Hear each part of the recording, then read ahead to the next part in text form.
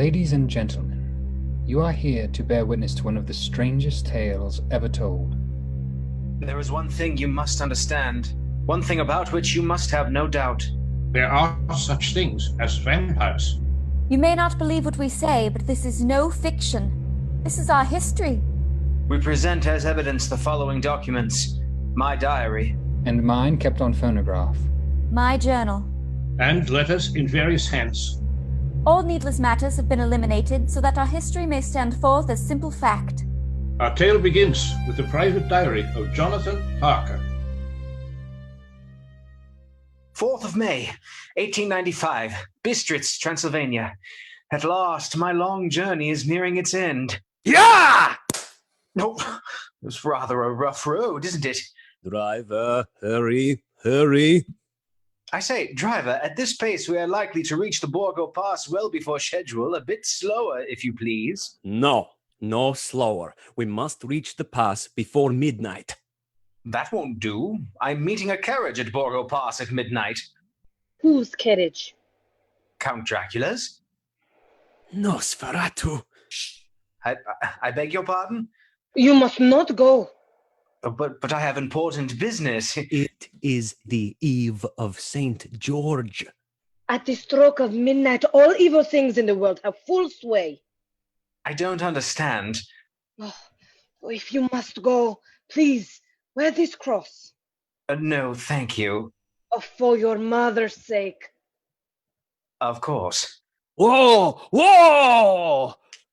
The Borgo Pass. No carriage here. The heir is not expected after all. We must move on.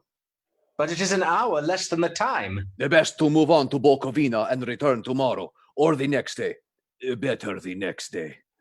But I have a letter from the Count to meet his carriage here at midnight. Then you can wait for him alone. We must move on.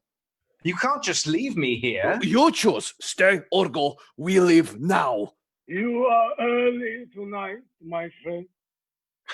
A carriage and 4 great black horses had pulled up beside us. The young Englishman, he was in such a hurry. You cannot deceive me. I know too much, and my horses are swift. For the dead travel fast. Shh. Am I glad to see you? They were about to leave me here alone. Come, mynheer.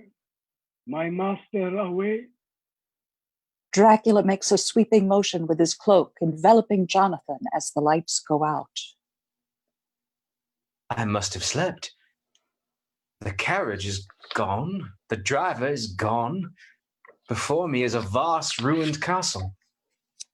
Where am I? Where is the carriage?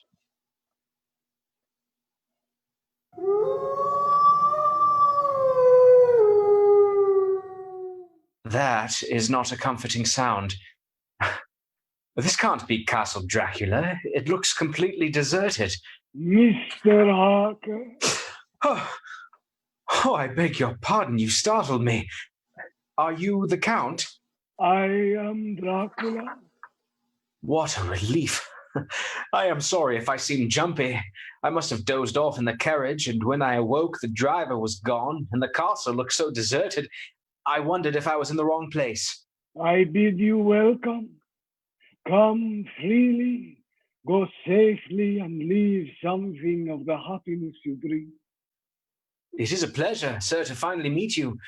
Although I am a bit worried, the carriage driver seems to have made off with my luggage. I took the liberty of having your luggage brought inside. You must be famished. Please, help yourself. You will forgive me if I do not join you. I have already dined. Thank you. You are very kind. This is very old wine from my private cellar. Would you care for a glass? Yes, thank you.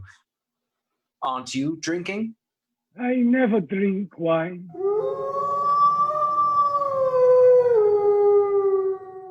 Ah, listen to them. The children of the night, what music they make. Quite. Now, me of London and of the house you have procured for me there. Of course. Jonathan opens his briefcase and removes papers and a map. In the process, a small picture of Mina falls from his bag onto the floor. What is this? You have found Mina. I was afraid I had lost her. Mina, your wife? Fiancée. In fact, we were just engaged before I came here. Ah, to be young and in love. Once in London, I must have the pleasure of meeting your lovely Mina in person. I'm sure she would be delighted. Now, your new estate is called Carfax, situated in Whitby, just outside London. It contains some 20 acres, is of ancient structure, is surrounded by a great stone wall. It is very secluded and, to speak plainly, rather gloomy. In short, the estate meets your requirements perfectly. Though I should mention one large house next door has been converted into a private lunatic asylum. It is not, however, visible from your grounds. I am glad to hear the house is old. A house cannot be made habitable in a day, and how few days go to make a century. If all is in order, simply sign here and Carfax is yours. Excellent. I long to walk the crowded streets of London, to share its life, its changes, its death. Look, it is almost dawn. How the time flies by us. Tomorrow I have business which will keep me away from the castle until evening. Then we will talk more of your native London. Good night, Mr. Harker. 13th of May. Today I explored and found the castle sits on the edge of a terrible precipice. A stone falling from my window would fall 1,000 feet without touching anything. In the castle itself, I found only doors, all of them locked, all of them bolted against me. Castle Dracula is a prison, and I am its prisoner. I just want to shave, but there does not seem to be a single mirror in the place. Jonathan removes a small mirror from his bag and commences shaving. A mist gathers behind Jonathan, and Dracula is seen slowly advancing. Jonathan cannot see him in the mirror. Dracula places a hand gently on Jonathan's shoulder. Jonathan, startled, wheels around fast, and in the act, cuts himself slightly with a razor. Mr. Harker? Count! Ouch, you startled me. I didn't see you. Your pardon. The Count reached for my throat with astounding speed.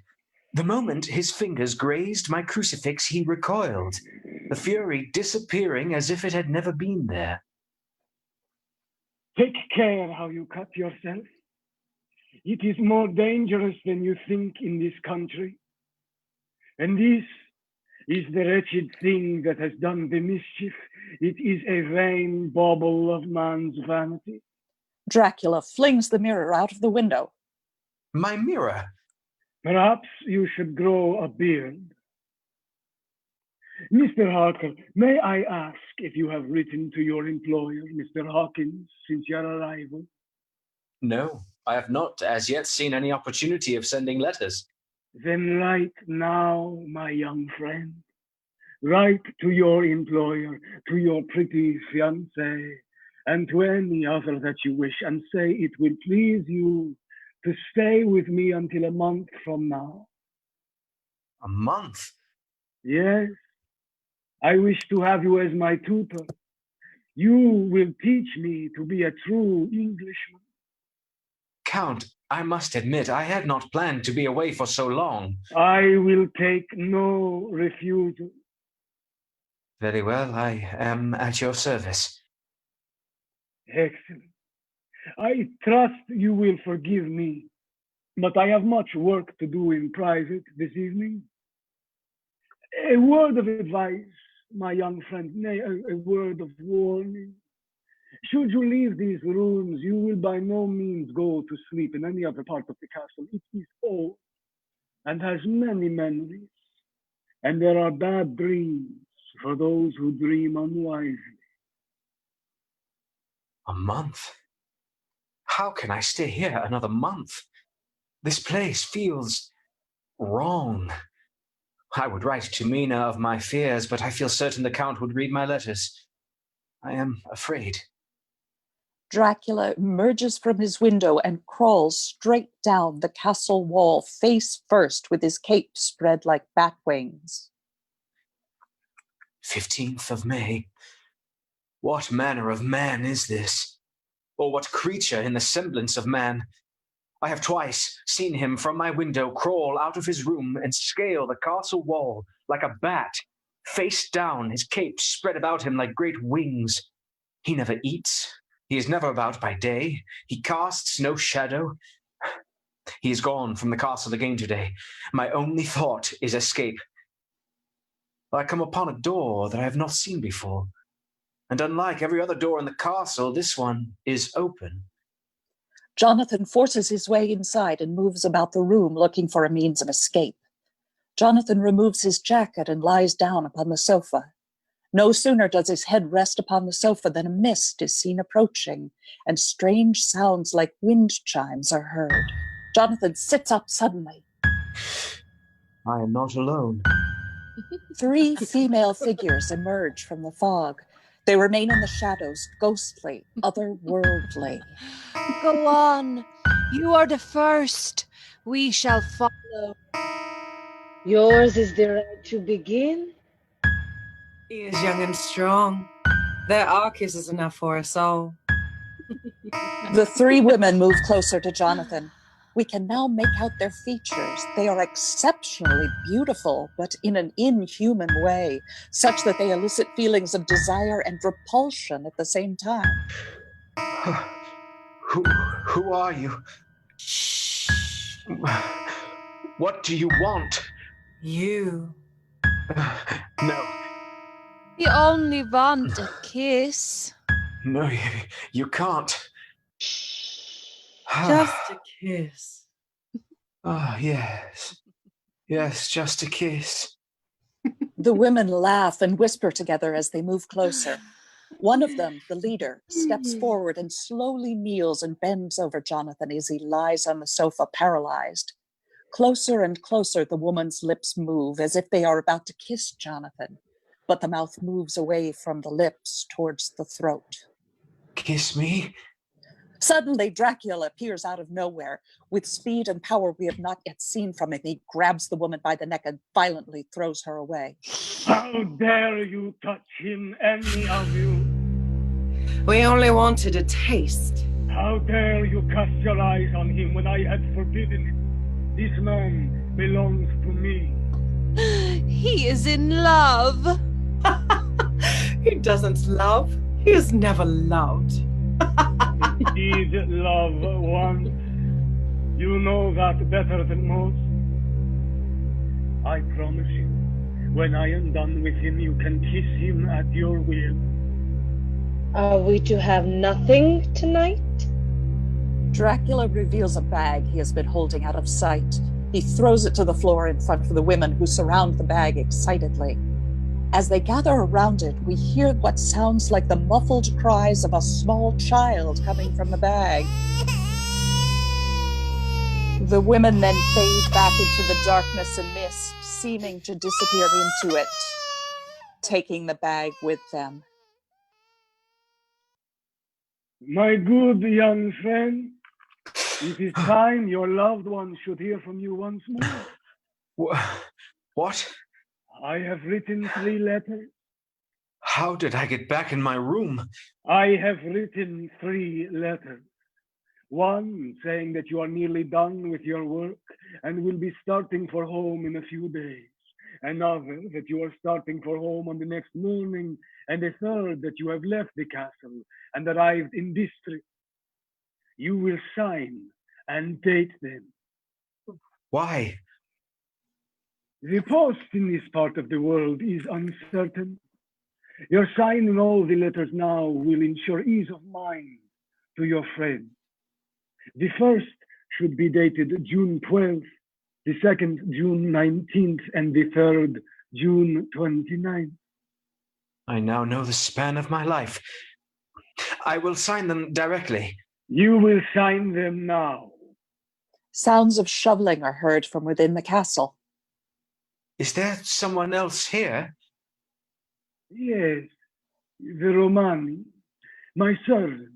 I have arranged for them to handle my luggage. Finished? Good. I am not alone. Finally, a way out. If I can get them to send a letter to Mina, there is hope yet. Hello? Hello there! I need help. Can you help me? Here, I have a letter. Please see that it is sent. It is vitally important. The Romani waves in assent. Dracula appears in the shadows and motions to the Romani, who walks over to him, handing over the letter. Dracula smiles and tears the letter to pieces. 16th of June. I awoke to find that all my personal effects are gone. My money, my clothes, everything. These Romani must be under his power. I can look for no help from them. After all I have seen, I am certain Dracula will never let me leave this castle alive. I wish I had a gun or some lethal weapon that I might destroy him, but somehow I fear no weapon wrought by man would have any effect. My friend, we must part. You return to your beautiful England, I to my own labor. I fear we may never meet again. Tomorrow I shall be away, but my carriage shall bear you to the Borgo Pass. May I not go tonight?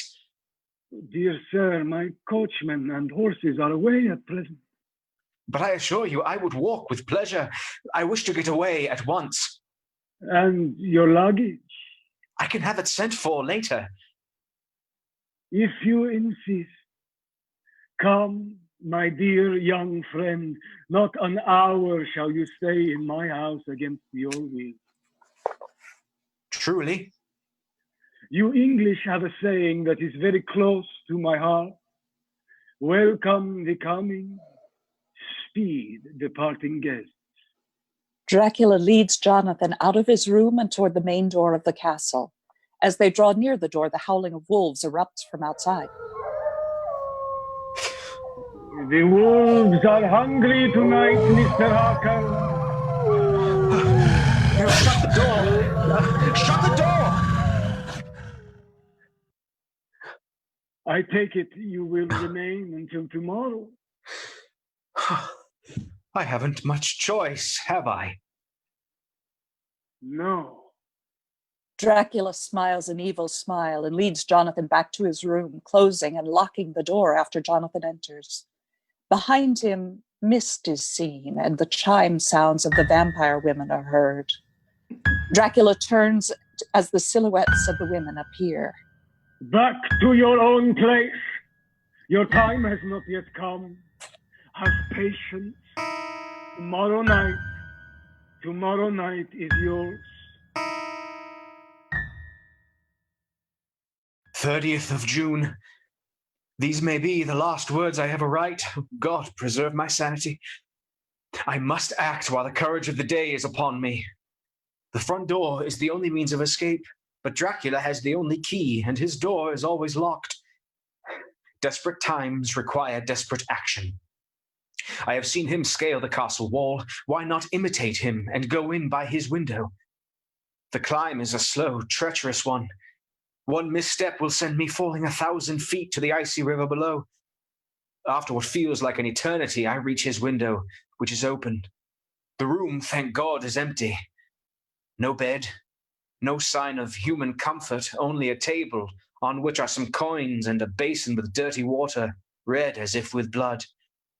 The door is open and leads me down into the bowels of the castle. This must be where those Romani have been working, for I see shovels and picks and long wooden boxes. They have been filling these boxes with earth from under the castle. But why?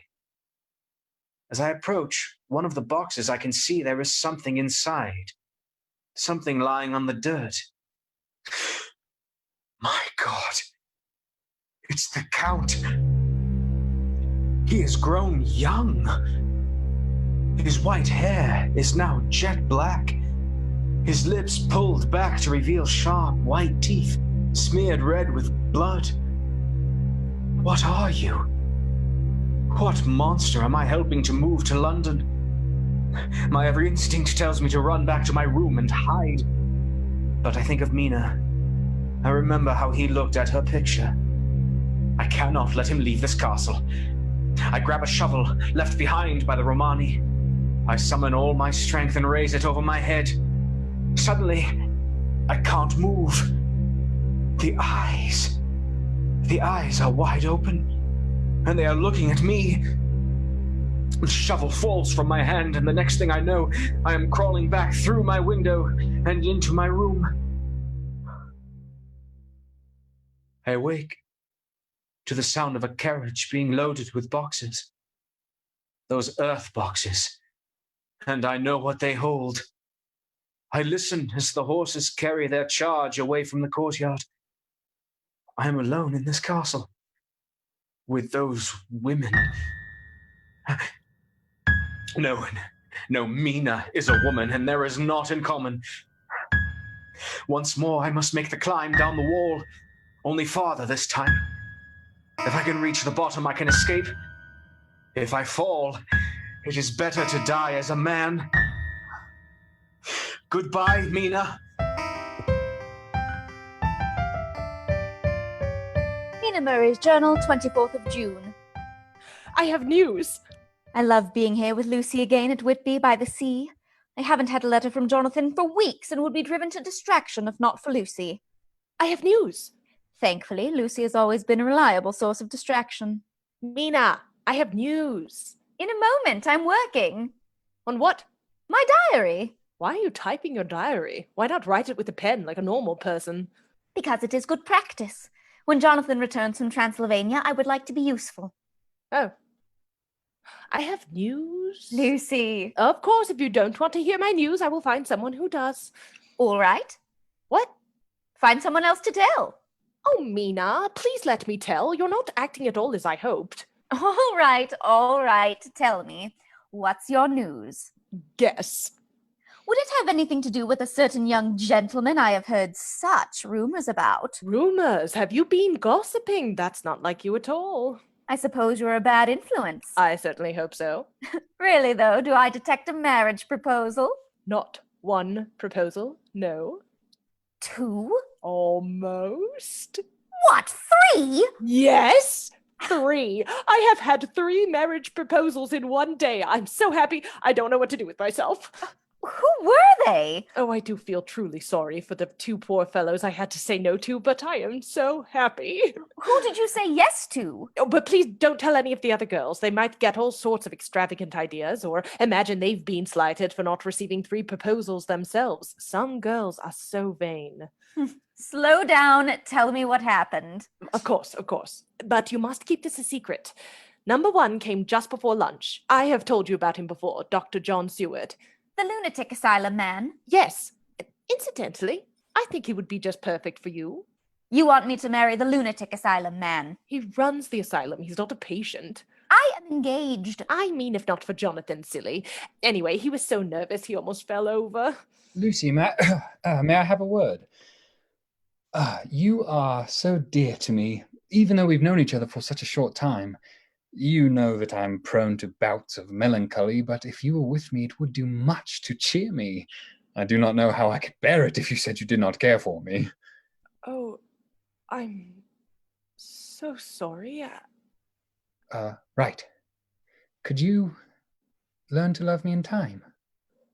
No. Is there someone else? I do not wish to pry, but so long as a woman's heart is free, a man may live in hope. Oh, Mina, it broke my heart to tell him, but I could not lie to so earnest a plea. There is Jack. I am so sorry. I hope you'll be very happy. If you should ever like a friend, I hope you'll count me one of your best. Well, as you can imagine, I was feeling rather guilty for having to refuse, but no sooner had Jack left me than my number 2 arrived. He found me alone. It seems a man always does find a woman alone. No, that's not always true, for Arthur tried twice to get me alone unsuccessfully, and I am not ashamed to admit I tried to help him as best I could. But I get ahead of myself. Number 2, Mr. Quincy P. Morris. Is that the American? Yes, from Texas. I met him through Arthur. Well, he came in and sat down and looked just about as jolly as could be. Miss Lucy, I know I ain't good enough to regulate the fixing of your shoes, but I guess if you wait for a man that is, well, you'd be waiting a long time. Mr. Morris doesn't always speak this way, but he discovered it amused me to hear him talk American slang, so he shows off as often as possible.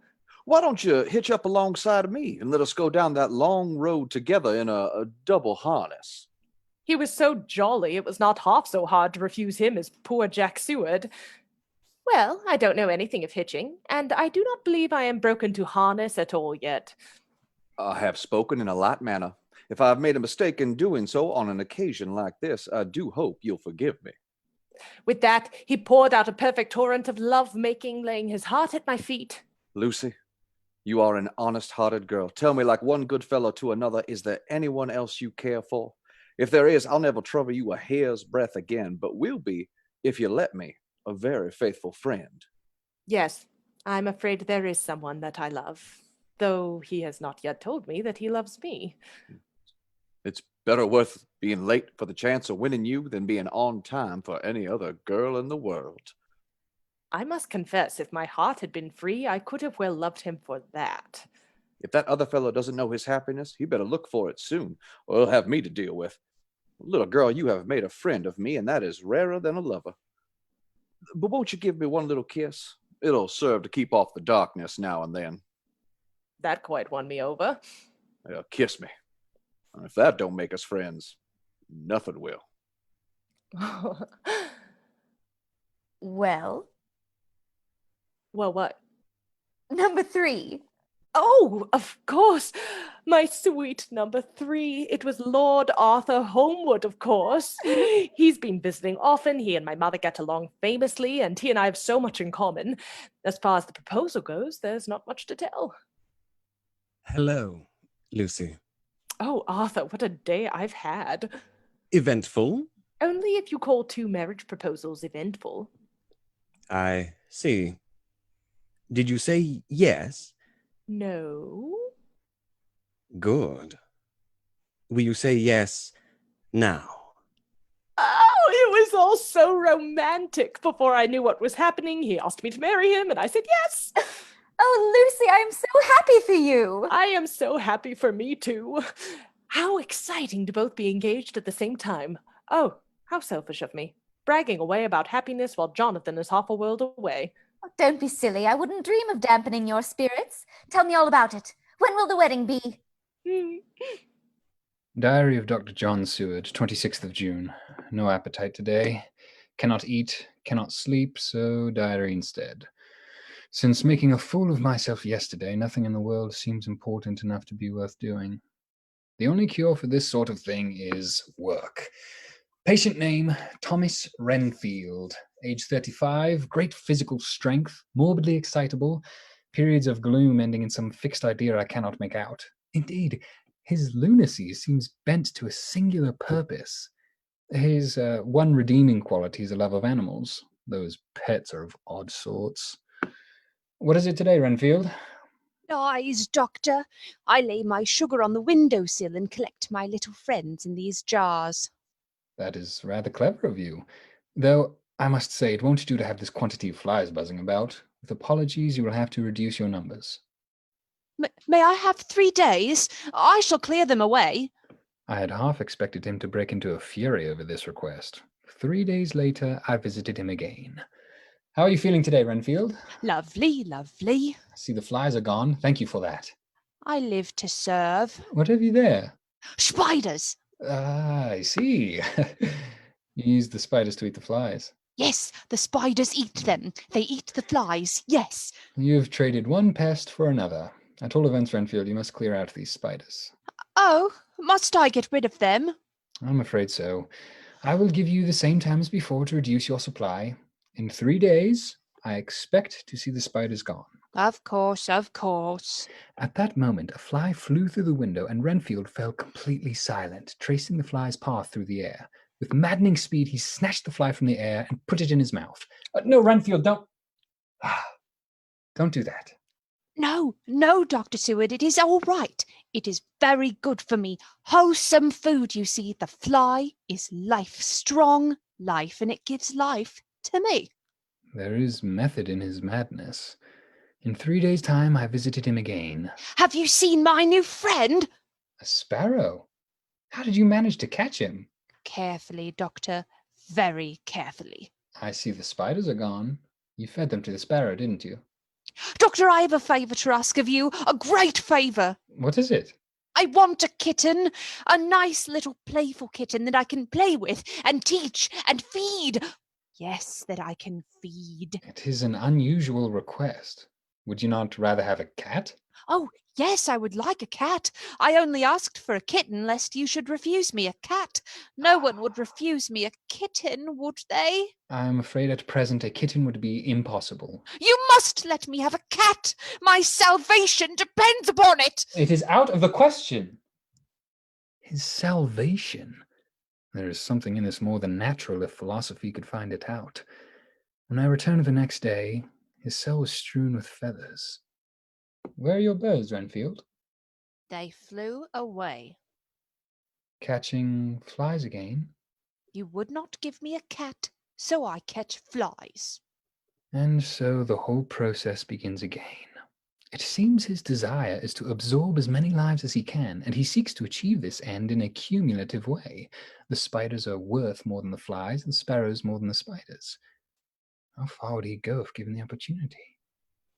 Mina Murray's Journal, 27th of June. I am sorry you had to run around Whitby in the middle of the night looking for me. You're lucky you didn't walk off a cliff before I found you. I can't believe I'm sleepwalking again. I haven't done that since we were children. Yes, remember how frantic your parents were? They were always frantic. They thought I was going to walk straight into the ocean or something. And when they started locking your door at night, you climbed out the window. You are quite tenacious in your sleep. Maybe I should start wearing a bell. I also remember you blaming sleepwalking for a few late-night strolls with the neighborhood boys. It was a very convenient excuse, wasn't it? Strange that it would be happening again after all this time. Yes, I know. And it's different than before. Different how? Well, when I was a girl, I never remember having dreams. Lately, though, every night I sleepwalk, I have the wildest, most frightening dreams. Dreams about what? That's what's so strange. I remember dreaming, and I remember being afraid, but when I try to think of the details, all I can see are... What? Red eyes. Strange. Looks like a terrible storm. There's a ship out there. I hope they don't get caught in the storm. Let's get home before we get caught in it too. Lucy, did you hear me? Oh, yes. Sorry? We must get back to the house. Red eyes.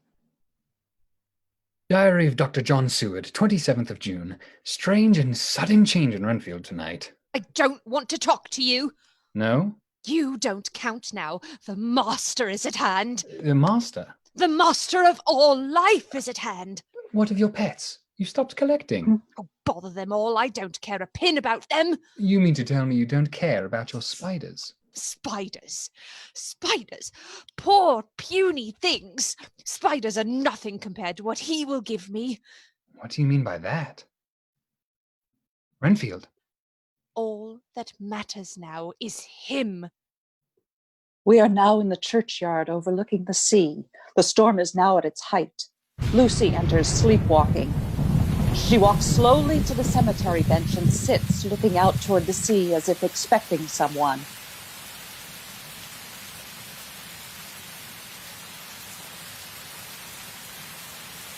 Dracula enters in the mist, walking slowly to Lucy. The storm rages around them. Lucy! Dracula kneels over Lucy. Lucy lies back down onto the bench as Dracula bends over her. Lucy? Dracula raises his head. Mina stops for a moment, and in that instant, Dracula wheels around and is gone. Mina goes up to Lucy, who is breathing heavily but is still asleep. Thank God. Lucy, wake up. You have to wake up. We have to go home. Mina, where are we? At the churchyard. It's storming. We have to get home. Oh, I saw his eyes. Red eyes. Mina, come on, before you catch your death. Mina wraps and pins a shawl around Lucy, who winces when the fabric touches her throat. Ah, come on, darling. I heard his voice in my head. Come on. Red eyes.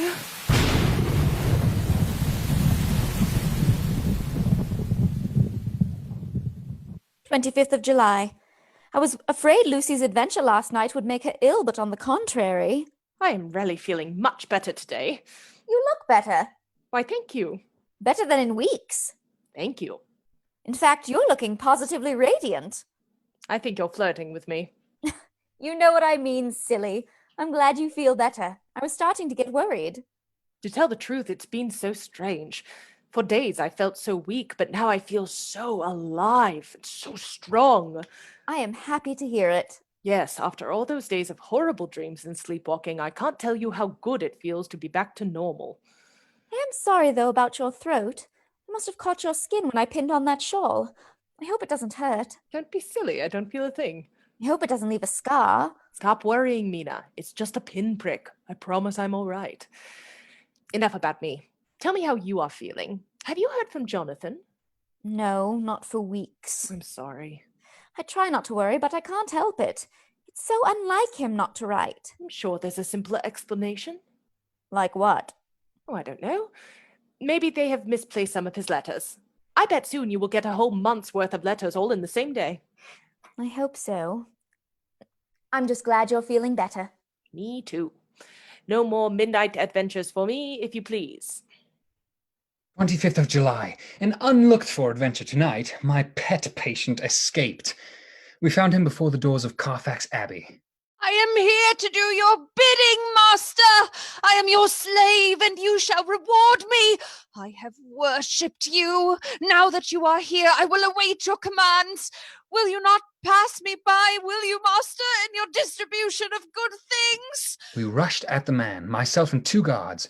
The man fought with wild power. It took the strength of 3 of us to finally wrestle him to the ground. I will be loyal to you, master. I have worshipped you. Mina Murray's journal. I awoke to a scratching sound at the window. I turned to see if Lucy was disturbed and found her sitting bolt upright in bed, staring at the window with wide, frightened eyes. Lucy, what is it? Lucy points to the window, saying nothing. Lucy, you are scaring me. The scratching continues. Mina screws up her courage and moves to the window to investigate. Oh, thank God, it's only a bat. You had me scared half to death. It's flown off now. Without a word, Lucy lies back down and falls to sleep. The next day... Shall we take up our old seat in the churchyard? You really love this spot, don't you? Yes. So beautiful among all the graves.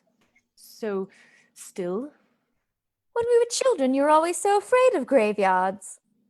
I don't know how I could have been so silly. So lovely up here, so peaceful among all the graves. It is certainly quiet. Like death. Pardon? Huh? Oh, you said something just now. Did I? Are you feeling all right? Yes, I feel fine. Just a little distracted, I suppose. You were feeling so strong the other day. I hope you're not getting ill again. I am fine. Oh. Sorry? This is where I came that night in the storm, isn't it? Yes, it was. What do you remember? It's all a blur, really. I remember I only wanted to be here in this spot. There was a singing in my ears and a sweetness in the air, but bitterness too. My soul seemed to pass out of my body and float away. Next thing I remember is you waking me.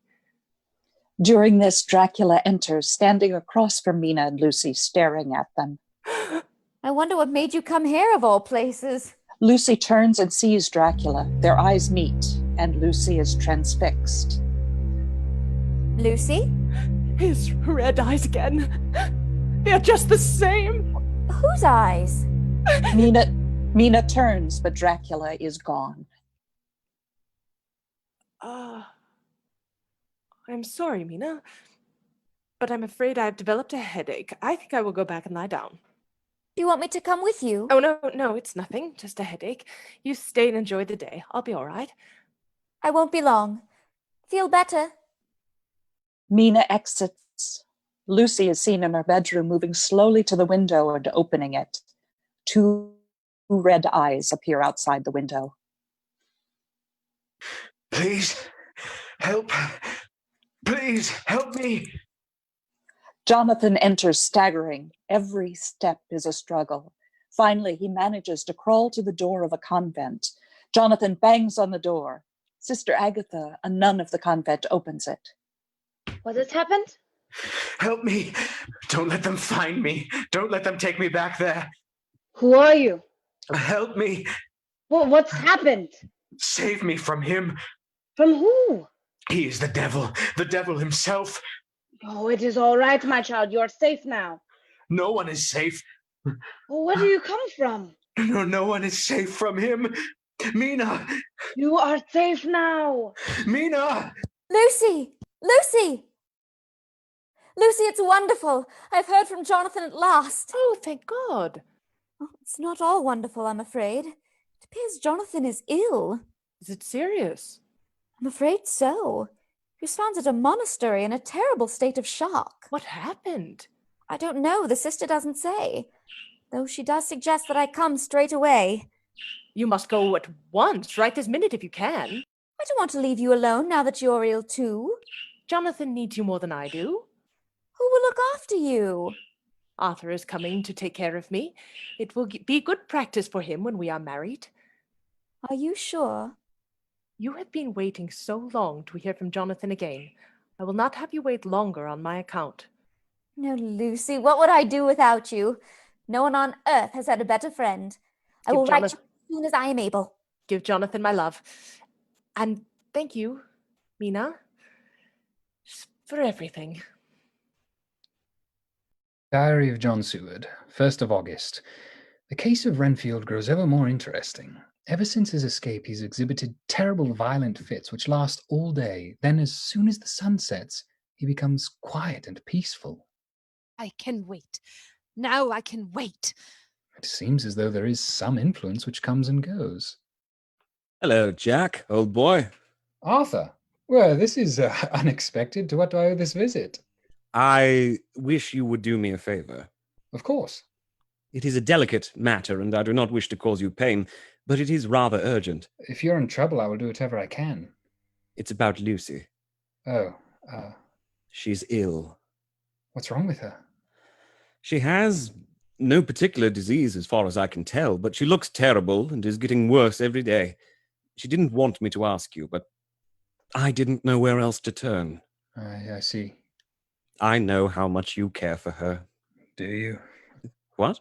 I do care for her. That is, as a friend, of course. What would you have me do? Will you come see her? I know it will be a painful task for you, but it is for her sake, and I mustn't hesitate to ask. I will come right away. We went straight to Lucy's bedside, found her much as Arthur had described her, pale and weak. Lucy? I'm sorry if I woke you. Jack Seward is here. Oh, Jack, my dear friend. Hello, Lucy. I told Arthur not to bother you, but it is very sweet of you to come. No, it is no trouble at all. Arthur, would you mind excusing us? Of course. Now, Lucy, tell me what has been the trouble. I don't know exactly. Lately, I don't have the energy to even get out of bed. Times I have difficulty breathing. Most of the time I just sleep, and I have the most frightful dreams. You seem rather bloodless, but you show no signs of anemia. Interesting. As a child, I used to walk in my sleep. The habit came back recently, just about the time the dreams started. Do you remember these dreams? No, not really. They frighten me, but when I awake, I can't remember why. Interesting. I hope we haven't bothered you for nothing. Though I am glad to see you again. I had thought that after... Well, I'm glad we can still be friends. So am I. And it is no trouble at all. In fact, I'm glad Arthur came to me. I should like to see you again, if I may. In my official capacity, of course. I would like that very much. Do you think it's serious? Oh, I wouldn't worry. Most likely some mental stress is the culprit. I have often seen evidence of the mind's power over the body.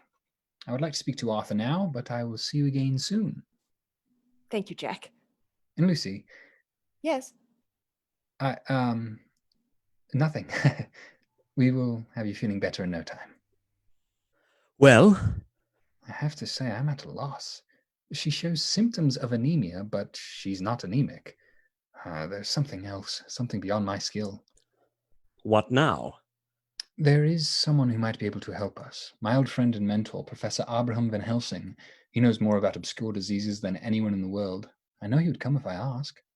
Yes, by all means, contact him straight away.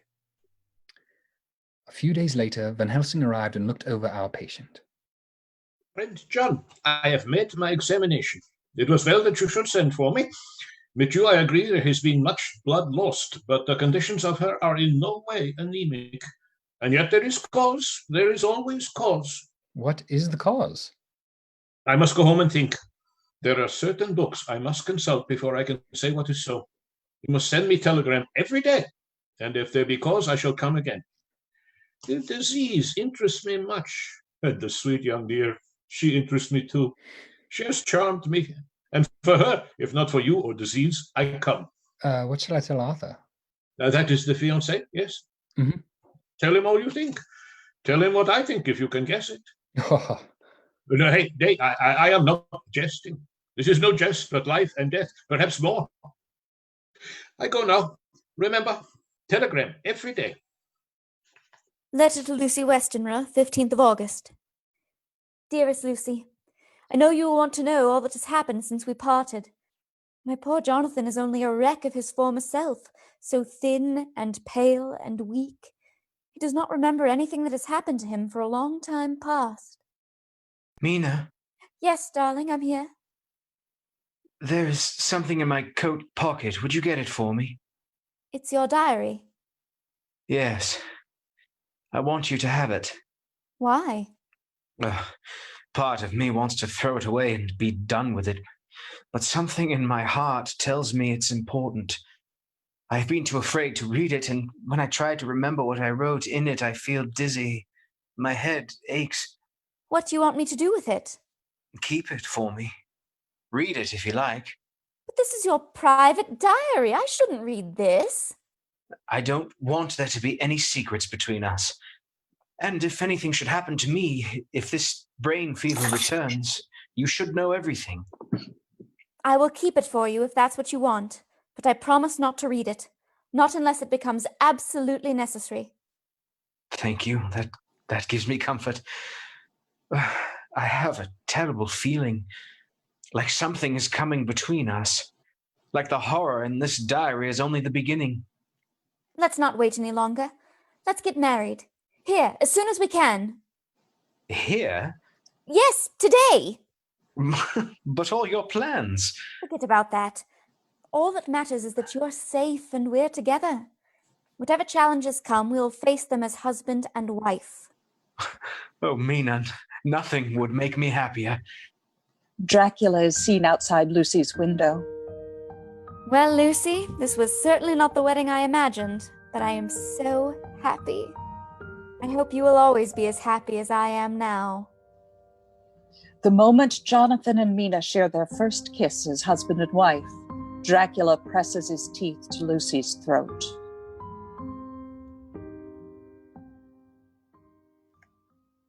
Diary of John Seward, 16th of August. I sent for VanHelsing with all possible speed. Have you said anything to our young friend, the lover? No, I wanted to wait until I had seen you. Well, I wrote him that you were coming and that Miss Westenra was not well, that was all. Right, my friend, quite right. Better he not know as yet. For the moment, friend John, we shall keep what we know in our heads and in our hearts. Oh my God, she's even worse than before. There is no time to be lost. She will die from sheer want of blood. There must be a transfusion at once. Shall it be you or me? I am younger and stronger. It must be me. Then get ready at once. I am prepared. Jack? Arthur? I read between the lines of your letter and came as soon as I could. My God, what's happening here? Sir, you have come in time. You are the lover of our dear miss. Yes, you must be Dr. VanHelsing. I'm so thankful to you for coming. No time for that. She is bad, very bad. You are here to help her. You can do more than any that live. Tell me what to do, and I shall do it. My life is hers. I would give my last drop of blood to save her. Your last drop? I do not ask so much as that. Not yet. What shall I do? Young miss is bad. She wants blood, and blood she must have. John was to give his blood, as he is more young and strong than me, but now you are here. If only you knew how gladly I would die for her. Go, good boy. Come now and be silent. You may kiss her once before it is done, but then you must go. Leave at my sign. Now, little miss, here is your medicine. Drink it off like a good child. Arthur, remove your coat. You may take that one little kiss whilst I prepare. Friend John, help me. As the transfusion went on, something like life seemed to come back into poor Lucy's cheeks. After a bit, the loss of blood became telling on Arthur. What a terrible strain Lucy must have undergone that what weakened Arthur only partially restored her. Do not stir for an instant. It is enough. Now, take our brave young lover, give him of the port wine, and let him lie down for a while. Then he must go home. He must sleep much and eat much.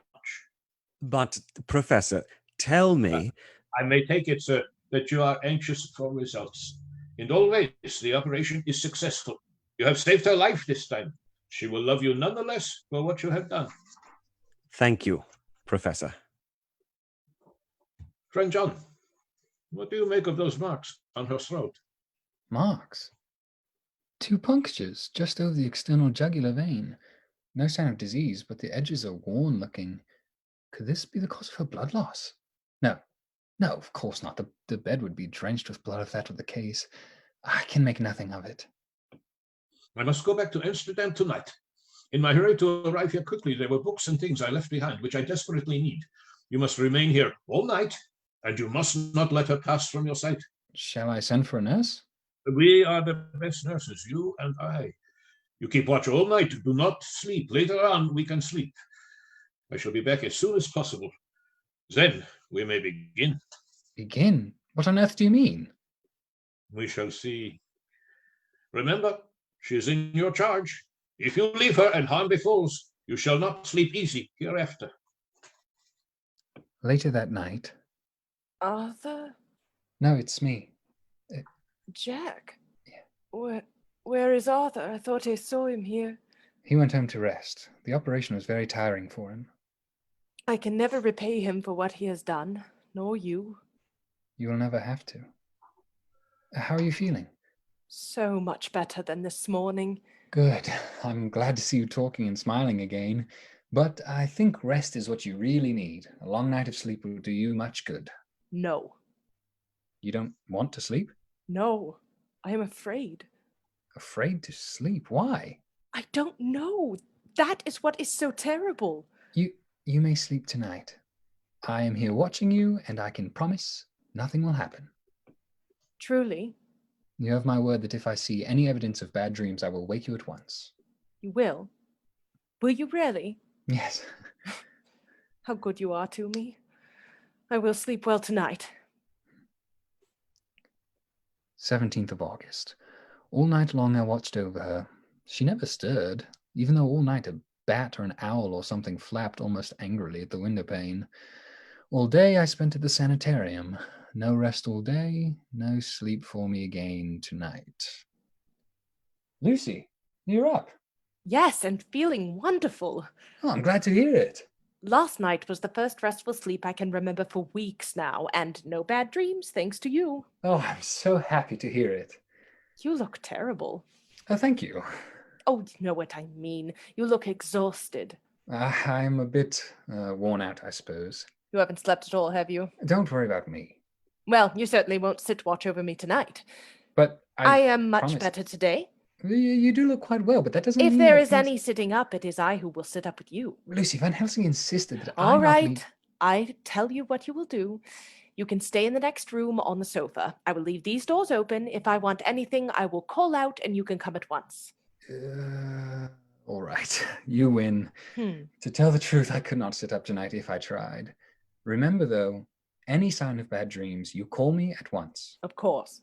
I shall not fear to sleep with you so close at hand. Good night, Jack. The next morning. Seward. Seward. Professor? Oh, have you been here all night? Yes, but we left the doors open in case Lucy needed me. How is she? Better than ever when I left her. Come, let us see. God in Himmel. Oh my God. She's worse than ever. How could this have happened in one night? We are not too late. Her heart still beats, though feebly. All our work is undone. This is my fault. Damn it, I shouldn't have left her alone. No time for blame. We must operate again. I have to call upon your blood this time, friend John. But Professor, I don't understand. Last night she was better than ever. How could this have happened overnight? Questions later. Give me your arm. After a time, some color came back into her face. No man knows till he experiences it what it is to feel his own life blood drawn away into the veins of the woman he loves. Well, that will do. Already? You took a great deal more from Arthur. He is her fiancé, friend John. You have much work to do for her. The present will suffice. How could she have been drained of so much blood with no sign anywhere to show for it? You go home and eat much and drink too. I shall sit up with the little miss myself tonight. But Professor, what is wrong with her? Do not ask me, not yet. Trust me that I will speak plainly enough when the time comes. 19th of August, morning. Thank God for a good night's sleep. Good morning, Professor. Hello, Lucy. Hello, Jack. Good morning indeed, my friend. You see, young miss has improved. Yes, that's excellent. What do you have there? A present? Professor, I saw this parcel on the door for you as I came in. Yes, good. Now, these are for you, Miss Lucy. Flowers? For me? Oh, how sweet of you. Yes, my dear, but these are not for you to play with. These are medicines. Am I to eat them? Oh, no, young miss. I put them in your window, around the door, and I make a pretty wreath and hang him round your neck so you sleep well. Professor, I believe you're playing a joke on me. These flowers are only common garlic. I never jest. There is grim purpose in all I do. I warn you, do not thwart me. I'm sorry. I did not mean to joke. Oh, dear little miss, do not fear me. I only do for your good. There is much virtue to these common flowers. Now, friend John, help me deck the room with my garlic. We set about placing the garlic flowers about the door and windows. Professor, I know you always have reason for what you do, but this, a skeptic might say you were working a spell to ward off evil spirits. Perhaps I am. Now, Lucy, take care you do not disturb this. And even if the room feels too close, do not open the windows tonight or the door. I promise. You shall sleep well tonight, my dear. Tonight I too can sleep in peace, and sleep I want. Tomorrow morning early we will come see our pretty miss, so much more strong for my spell, as you say. We awoke early the next day, hopeful for positive results from the professor's strange medicines. On the way to her room, we encountered Lucy's maid. Good morning, gentlemen. Good morning. Hello. You'll be happy to hear that Miss Lucy is better today. She was still asleep when I looked in on her. My treatment is working. I do think I deserve some of the credit. How do you mean? Well, I looked in on her last night and she was sleeping very soundly, but the room was awfully stuffy. There were a lot of horrible, strong-smelling flowers everywhere. I feared the odor would be too much for her, so I took them all out and opened up the window a crack so she could get some fresh air. You'll be happy I did, I'm sure. God, are all the powers of all the devils against us? Devils or no devils, or all the devils at once, we will fight him all the same. Oh, she is on death's door. We must have another transfusion of blood, or this poor girl's life won't be worth an hour's purchase. No. You are too tired already. An old man's blood is not best, but it will have to do. Maybe I can help. Quincy, what are you doing here? Well, I got a telegram from Art. He hasn't heard from you in 3 days, so he told me to come on and check on things. Looks like I came at a good time. Quincy, this is Professor VanHelsing. You only have to tell me what to do. Your brave blood is the best thing in the world for Miss Lucy now. The devil may work against us for all he's worth, but God sends us good men when we need them. Quincy rolled up his sleeve, and again the operation took place. 1, 2, 3, all open their veins for her. If Miss Lucy be sad in the foes that beset her, she is happy in the friends that love her. Friend John, please see to Mr. Morris. I would have words with that maid. What's wrong with her, Jack? I know you medical men like to keep things private, but this is no ordinary case, is it? No, it isn't. I take it you have already done what I did today? I have. And I guess Art was in on it too? Yes, he was the first. How long's this been going on? About 10 days. 10 days? You mean that little creature has taken the blood of 3 men all within 10 days? Well, man alive, her whole body couldn't hold that much. What took it out? That is the crux. VanHelsing is simply frantic about it, and I am at my wit's end. One thing is certain. I will not leave her side again. Count me in. You just tell me what to do, and I'll do it. Professor, how is she? Friend John, you must send for her fiancé at once. We watched her all night in shifts, VanHelsing and I. Quincy said nothing about his intentions, but I know he spent the entire night patrolling round and round the house. Arthur arrived the next morning. I came as soon as I could. Where is she? She is resting. We have tried to make her comfortable. How long? We do not know. Hours, perhaps less.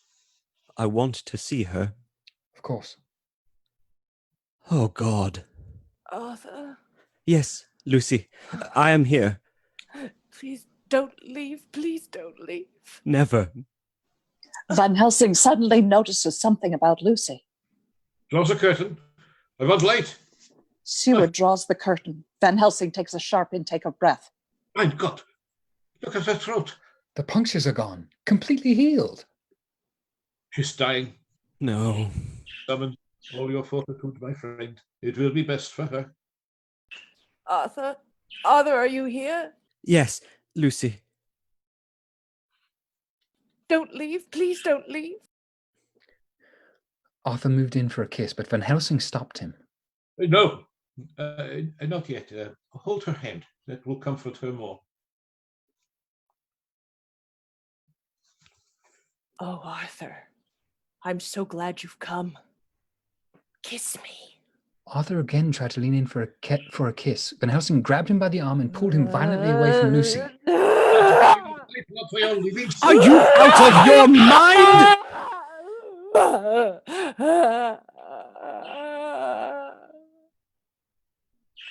My true friend, promise you will give me peace.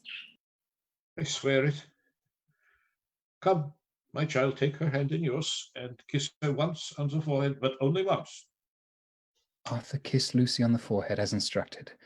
Lucy's breathing became suddenly strenuous, then stopped. She is dead. Poor girl. There is peace for her at last. It is the end. No. Alas, it is not so. It is only the beginning.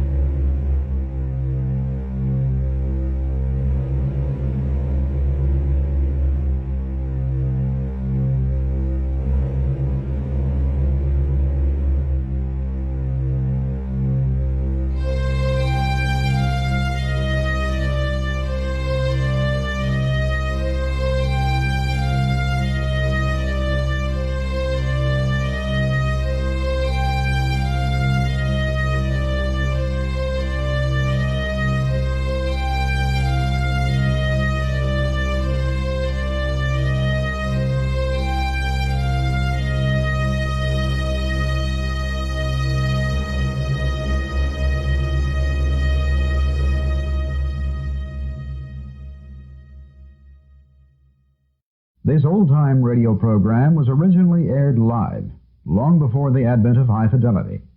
As a result, you may detect an occasional surface noise or volume drop due to transmission problems so common to old radio.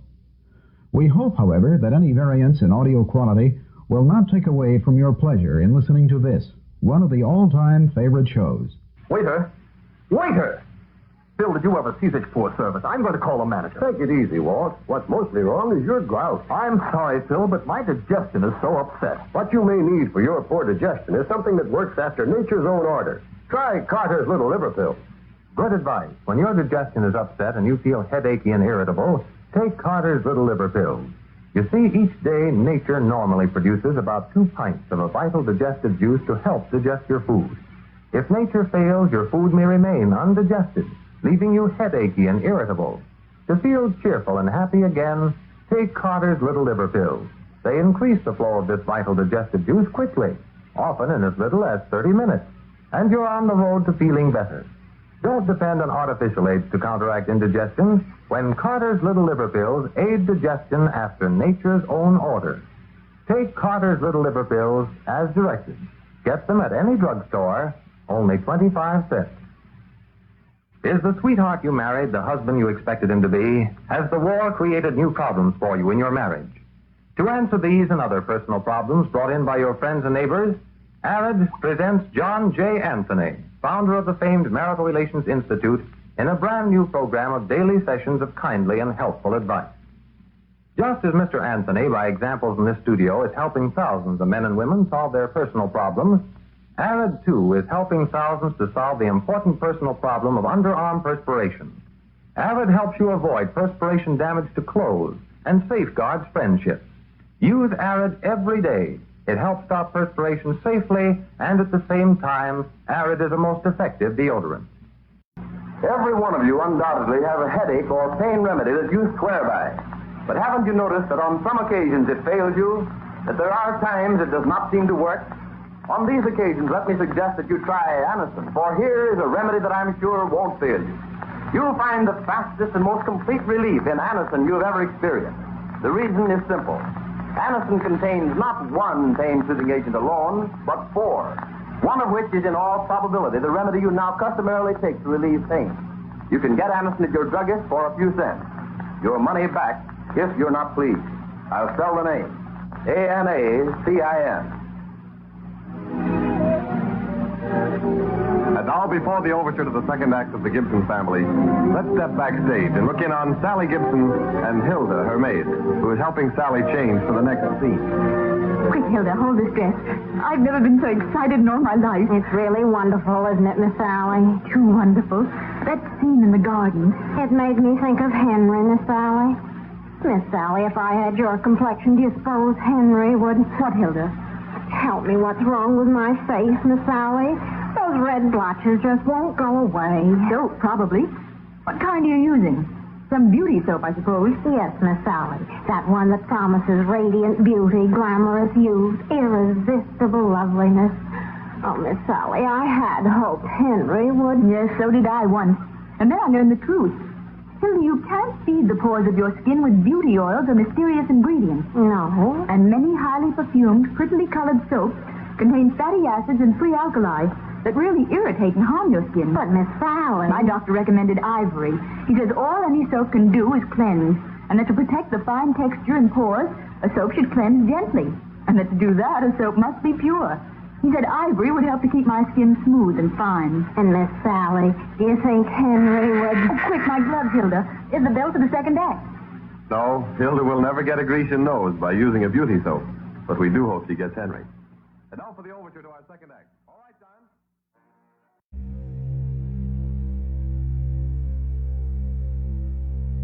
Westminster Gazette, 29th of August. Hampstead horror. During the past 3 days, several cases have occurred of young children straying from their homes in the middle of the night. Each child, when questioned, reported being with a beautiful lady dressed all in white. Each child was found slightly torn or wounded in the throat. What do you think? Those are the same wounds we saw on Lucy. And what do you make of that? Common cause. Whatever it was that injured her has injured them. That is true indirectly, but not directly. What do you mean, Professor? Be direct with me. I cannot hazard a guess, and frankly, I'm growing tired of all this mystery. You mean to tell me, friend John, that you have no suspicion as to what Miss Lucy died of? She died of nervous prostration following a great loss or waste of blood. Ah, and how was the blood lost or wasted? I do not know. You are a clever man, John, but your wit is prejudiced. You do not let your eyes see nor your ears hear that which you cannot account for. Professor, what are you trying to suggest? You know all the mysteries in life. Can you tell me why, in the pampas, there are certain bats that come at night and open the veins of horses and cattle and suck dry those veins? Why, in some islands of the western seas, there are bats which hang from the trees all day, and when sailors sleep on the deck because it is hot, the bats swoop down on them, and in the morning are found dead men, pale as poor Miss Lucy was. Are you telling me Lucy was attacked by a bat? Not exactly. Then what? You think those small holes in the children's throats were made by the same that made those in poor Lucy? I suppose so. Then you are wrong. I would it were not so. But alas, it is far worse. Professor, out with it. What do you mean? They were made by Miss Lucy herself.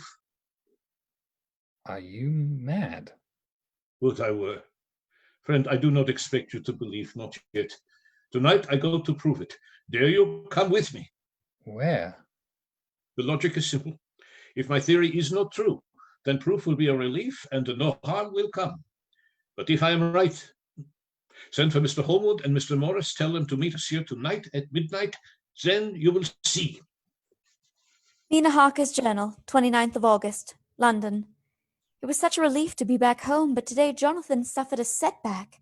Walking the streets today, he saw someone who frightened him to his very soul. It was him. Upon my life, it was him. Who? The Count.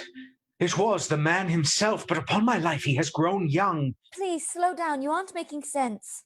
I am not raving, Mina. This is not madness. I know that face. I will know it as long as I live. Do you still have my diary? Of course. I think it's time to read it. Madam Mina? Mina Harker? Yes. You must then be Jonathan. Yes. Do we know you? No. My name is Abraham VanHelsing. VanHelsing. You are Lucy's doctor. She wrote me very fondly about you. How is she? Madam Mina, you must forgive me that I, a stranger, bring you this news. Is she still sick? Miss Lucy is dead. What? I am so sorry, madam. She was getting married. I was going to see her tonight. Oh, Mina, I am so sorry. How did she die? That, in part, is why I'm here, my friend. The illness was very strange. There are many unanswered questions. Madam Mina, I believe you can help me. How? When you were staying with her, Miss Lucy began to walk in her sleep, yes? If I had known I would never see her again, I would have... She's really gone. This would be difficult for you, but I wonder if you could tell me all you remember about your time with her. When she first became ill, it may save many lives. My diary. I kept a diary of my time with her. Read it if you like. You would give me your diary. If Lucy put her trust in you, then so will I. I have brought much sorrow to your home. For that, I hope you will forgive me. Of course. Professor, I wonder if you would help me. Anything I can do, gladly. Something happened to me today. It is difficult to explain, but I wonder if you would read this. This diary contains the account of my recent trip to Transylvania. Whatever happened there gave me a terrible mental shock. Up until today, I thought this diary contained the ravings of a madman, but I saw him today. I know it was him. I can't explain it, but I feel this is all somehow connected. You may think me strange. Mr. Harker, I have dedicated my life to the study of the strange. I will do my utmost to help you. Here you are, Professor. I hope it will do some good. Thank you both. It may be that I will need your help in the coming days. If I send for you, will you come? Yes, for Lucy's sake. Without hesitation. Diary of John Seward, 30th of August, night. VanHelsing has called us all together. I can't believe I'm going along with this. I take it, my friends, that you were surprised to hear from me again. I'm about up a tree as to what you could want. Well said. Put simply, I want your permission to do what I think is best this night. Well, I always took you for an honest man. That's good enough for me. Before I agree to anything, I need to know what you propose to do. I want you to come with me in secret to the churchyard in Kingsted. Where Lucy is buried? Yes. And then? To enter her tomb. Professor, are you in earnest? Or is this some monstrous joke? And once inside? To open her coffin. This is too much. Arthur, please. VanHelsing has been my friend and mentor for years. He's never given me a reason not to trust him. I am willing to be patient in all things that are reasonable, but this desecration of her grave, to see her... Lucy is dead, is it not so? So there can be no harm done to her. But if she be not dead... What do you mean? Has she been buried alive? No, she is not alive. I will go no further than to say she is undead. Undead, not alive. What is all this? Please, Mr. Holmwood, let me finish. It isn't enough you want to sneak into her tomb and open her coffin. What else could you possibly want? I wish to cut off Miss Lucy's head and drive a stake through her heart. Professor, you try me too far. Not for the wide world will I consent to any mutilation of her dead body. I'm gonna have to go along with Art on this one. Professor, I've been willing to go along with you so far, but had I known this was your plan... Gentlemen, please. I have a duty to protect her grave from any outrage, and by God, I shall do it. I too have a duty to do, a duty to others, a duty to you, a duty to the dead, and by God, I shall do it. Not for the world. Don't dare think more of such a desecration. All I ask you now is that you come with me, that you look and you listen. And when later I make the same request, perhaps your mind will change.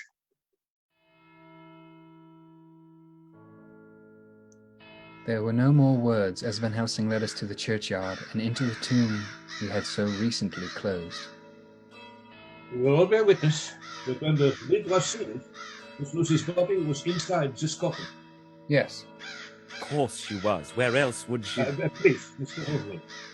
Watch. VanHelsing proceeds to remove the coffin lid. The coffin is empty. Professor, is this your doing? I swear by everything you hold dear, I have not moved nor touched her. Where is she? Wait with me outside, and you shall see. Come. I am in no mood for games. Where is she? If I told you, you would not believe me. You must see yourself. Now, we must all hide. Find a place.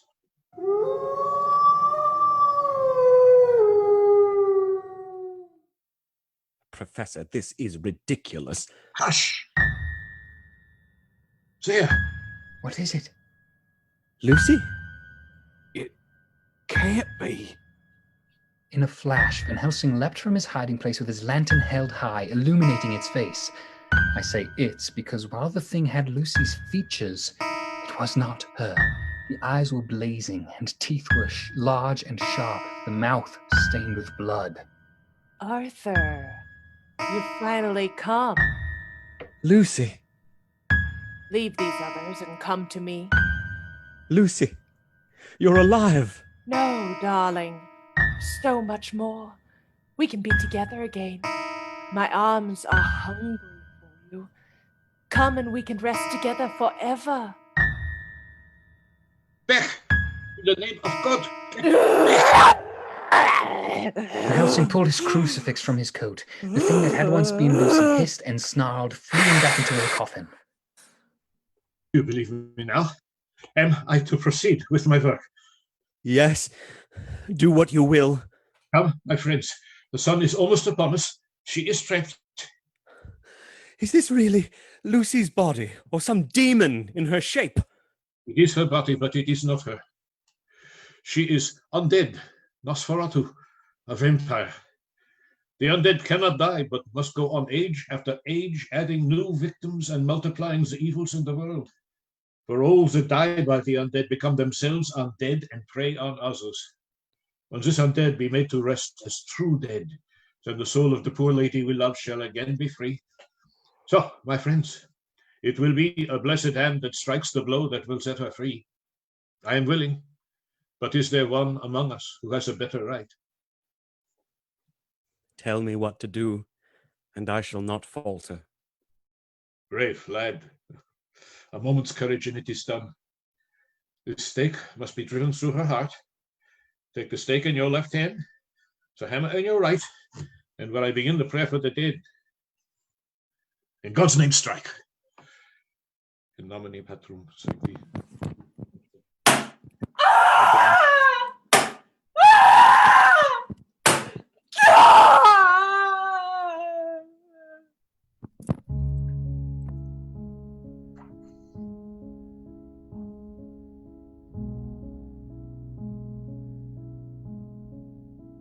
Diary of Jonathan Harker, 30th of August.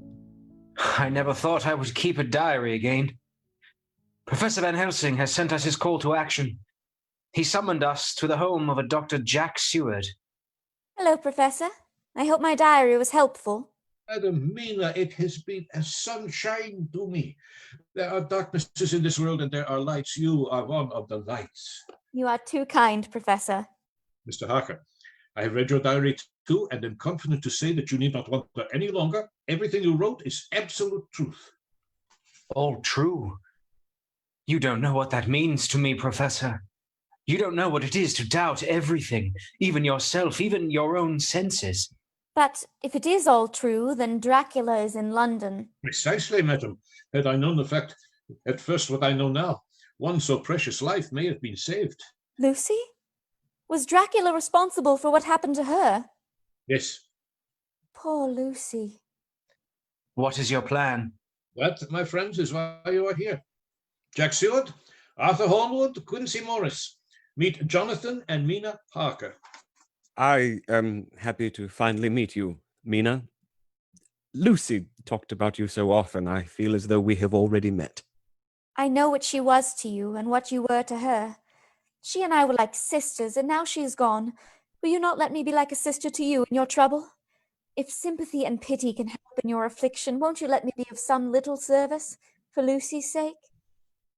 I am not sure how to thank you. Though I am not ungrateful now, my gratitude will grow with my understanding. You will let me be like a brother, will you not, for all our lives?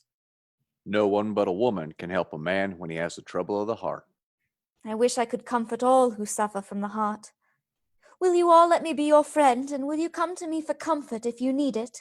Little girl, you will never regret that true-hearted kindness so long as you live. If a man's esteem and gratitude are ever worth the winning, you have won mine today. If you ever need a man's help, he will not call in vain. The light of all lights. Now, to our purpose. I take it you have all read their diaries as I suggested. They have all read my diary? Forgive me, madam, but time is short, and it is imperative that we all know the facts of the case. They've read mine too, if it makes you feel any better. My friends, there are such things as vampires. This vampire which is among us, this Count Dracula, is himself as strong as 20 men. He has the cunning of ages. He can appear at will. He can direct the fog, the storm, the thunder. He can command all the meaner things, the rat, the owl, the bat, and the wolf. How then shall we find him? And having found him, how shall we destroy? It is a terrible task, my friends, for to fail is not mere life and death. If we fail, we will become as him. What say you? We are with you. Count me in, Professor. I am with you, for Lucy's sake. Of course. Good. Now, the vampire, he can do all these things, yet he is not free, nor are we without strength. The vampire can only flourish when that he can fatten on the blood of the living. Without blood, he will die. That doesn't help us much. He has no shortage of blood here in London. Yet he is not free. He may not enter any house unless someone of the household invite him, though afterwards he may come as he pleases. His power ceases with the coming of the day.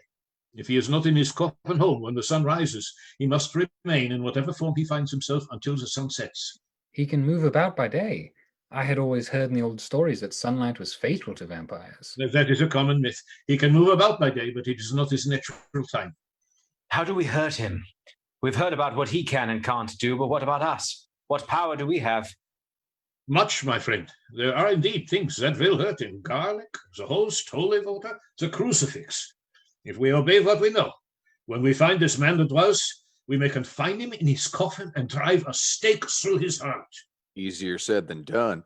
How are we going to find one man in the middle of London? I can help with that. 50 boxes of earth were delivered to Dracula's estate at Carfax. How do you know that? I bought the house for him, remember? Carfax?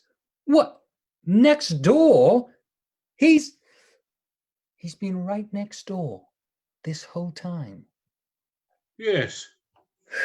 If only we knew. We know that at least some of the boxes have been removed, though we don't know how many or where. Our first step must be to ascertain how many of his earth boxes remain at the house next door and how many have been removed. Then what are we waiting for? I say we go take a look at that house right now. Right, my brave friend. Seward! What in the hell? Seward, where are you? I must speak to you. It's Renfield. He's escaped from his room again. I'll call the guard. No, wait.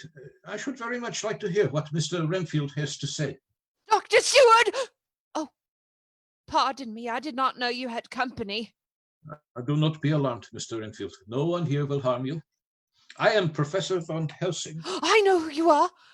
Professor Abraham VanHelsing, I have read your books. This is indeed an honor.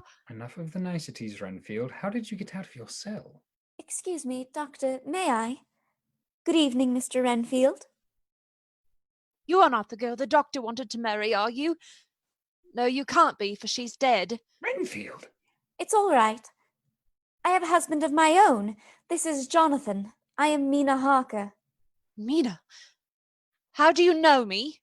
Dr. Seward has told me of you. Has he? You aren't seeing me at my best, I'm afraid. You need not be ashamed. It is a brave man who is willing to accept the help of others. Wait, how did you know I wanted to marry someone?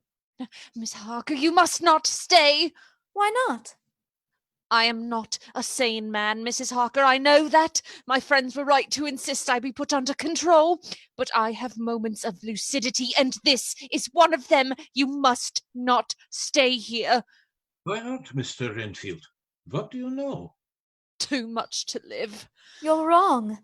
Trust me, Mr. Renfield, there are people in this room with the knowledge and the power to help you. You must all excuse me, but I have a matter I wish to discuss with Dr. Seward and the Professor in private. But I would very much like to hear what you have to say. We will be but a moment, gentlemen. Prepare for our search of Carfax, and we will join you presently. Oh, no, Madam Mina, I am afraid that for you the evening is over. I beg your pardon? We must not walk you into danger. We will tell you all in good time, but for tonight we must know that you are safe. Professor, I have no intention of watching you all walk into danger and not be there with you. I've not been a hindrance thus far, have I? Of course not, madam. Mina, please. I didn't like what Renfield was saying to you. I will feel so much better knowing you're safe. Jonathan, I have just as much right as anyone here. Mina, please. For your sake, then, Jonathan, this time. Goodbye, Mr. Renfield. I hope I may see you again under better circumstances. I pray God I may never see your sweet face again. All right, Renfield. What's this all about? You have to send me away from here, Seward. Send me far away. Send you away? I desire to go at once. Now, this very hour, this very moment, if I may. I'm afraid not, Renfield. I implore you, not for my own sake, but for the sake of others. Can you not tell frankly your real reason to be free tonight? That I cannot do. I am not my own master in this matter. I only ask you to trust me. You know full well we can never agree to this. Let me implore you, let me entreat you to let me out of this house at once. Send me away how you will, where you will. You don't know what you do by keeping me here. You don't know whom you wrong. Don't you understand? I am not a lunatic in a mad fit, but a sane man fighting for his soul. Come, no more of this. We've had quite enough. Try to behave more discreetly. We will take you back to your cell and mind that you do not leave it again. You will, I trust, Dr. Seward, do me the justice to bear in mind later on that I did what I could to convince you. Mina enters her bedroom while VanHelsing, Seward, Jonathan, Arthur, and Quincy approach Carfax Abbey. My friends, we walk into terrible danger. Remember that our enemy cannot be harmed as we can be harmed. Therefore, we must guard ourselves from his touch. Keep these crosses near your heart. He produces crucifixes, which he passes around. Friend John, the door. In manus tuas, Domine. Ah, that smell. It's like death. That's the Count, all right. It's unbearable. Try living with him for a month. Come on, gents. Smell or no smell, let's get it over with. I feel like we are being watched. Everyone stay sharp. We must see how many of his boxes are left. Every room must be searched. Thought I saw a face. So did I. Nothing there. Mina Harker's journal. The men have gone hunting. I hate being left in the dark like this. I have just as much right as anyone else to hunt down this creature that destroyed my friend. Strange. The sun in the air feels so close.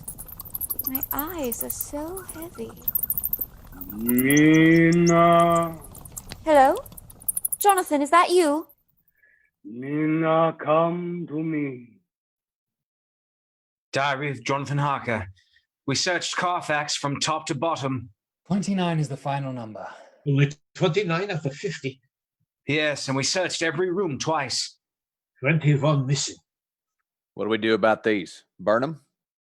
No need for that. Place a crucifix in each coffin, and he can no longer come near them. That won't do any good if we can't find the others. Leave that to me. Rest assured, friends, the first victory is ours. Diary of John Seward, 1st of September. Jonathan has been following leads all day, trying to track down the remaining boxes. Right now, he is our best hope. Hello, gentlemen. Hello, Mina. You're looking cheerful this evening. Why, thank you. I feel wonderful. I had such a restful sleep last night. Where's Jonathan? He's out. I can see that. Where is he? He's following up some leads with a few. Seward? I see. Some Dracula business. He told you not to tell me, didn't he? I'm sorry, madam, but he is only trying to keep you safe. Yes, of course. Keep me safe. After all, I'm only a silly woman, aren't I? I'd be much safer in the kitchen, I suppose. Mina. Oh, never mind. Tell Jonathan I went to bed. She didn't seem quite herself, did she? No, she did not. Good evening, gentlemen. Where is Mina? She said to tell you she was going to bed. She's upset, isn't she? She wants to help. I know, but she doesn't know what she's asking. I do. I've been face to face with this monster. I don't want her anywhere near that nightmare. It is for the best, my friend. Maybe later, after all is done, we will tell her of these days. But for now, she is safer in the dark. What were you able to find? A promising lead. As clever and as careful as he is, the Count's purchases still leave a trail. He bought a house 3 weeks ago at 347 Piccadilly. This has been a great day's work, friend Jonathan. Well, let's not count our chickens until we know all 21 boxes are accounted for. You could have dozens of houses all over the city. At least we have a place to start. Though, I don't know how we can expect to break into a house in the middle of the day in Piccadilly and not be caught. Oh, you'd be surprised how far a well-placed bribe will get you these days. Thank God for rich friends. Well, if you will excuse me, gentlemen, I think I will join Mina. It has been a long day. Of course, my friend. Sleep well and know you have done much good today. Professor, there's something I've been wondering. Who is this Dracula, really? I mean, he must have been human once. Indeed he was. In life, he was a most remarkable man. If I am correct in my assumptions, this Dracula was a Transylvanian prince some 500 years ago. 500 years? Yes, he was a vicious warrior known by his enemies as Vlad Tepes, the Impaler, a name he earned by impaling his enemies on pikes. Charming. It was even rumored that he would take his meals amongst his dying enemies and drink their blood. Well, it would appear his taste hasn't changed in 500 years.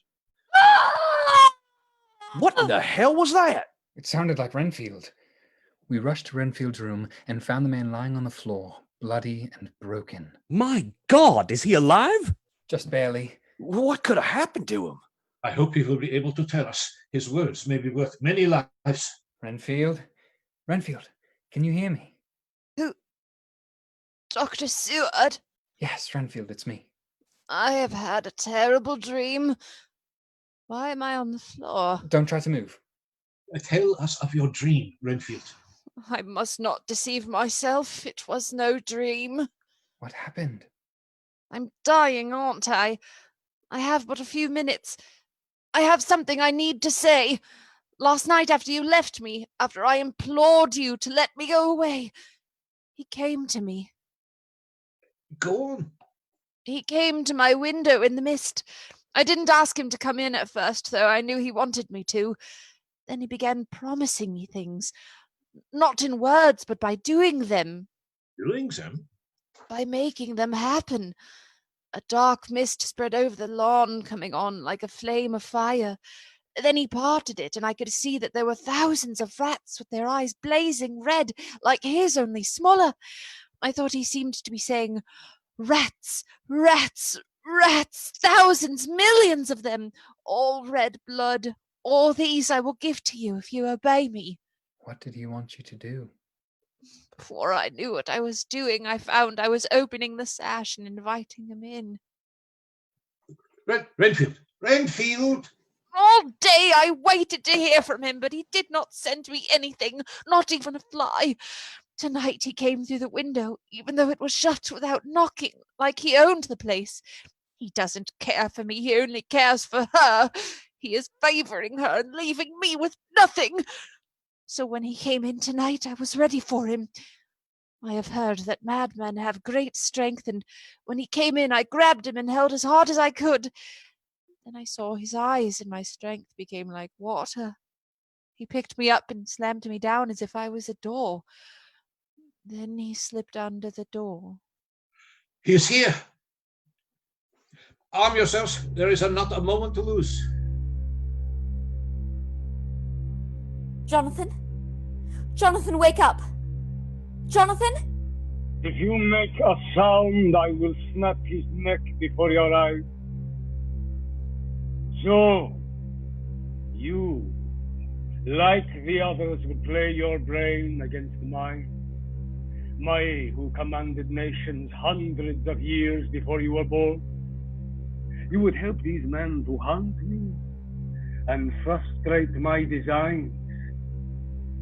You know now what it is to cross my path, as they will know too before long. Whilst they played wits against me, I was countermining them. Now you, their most beloved one, are flesh of my flesh, blood of my blood. You will come at my call.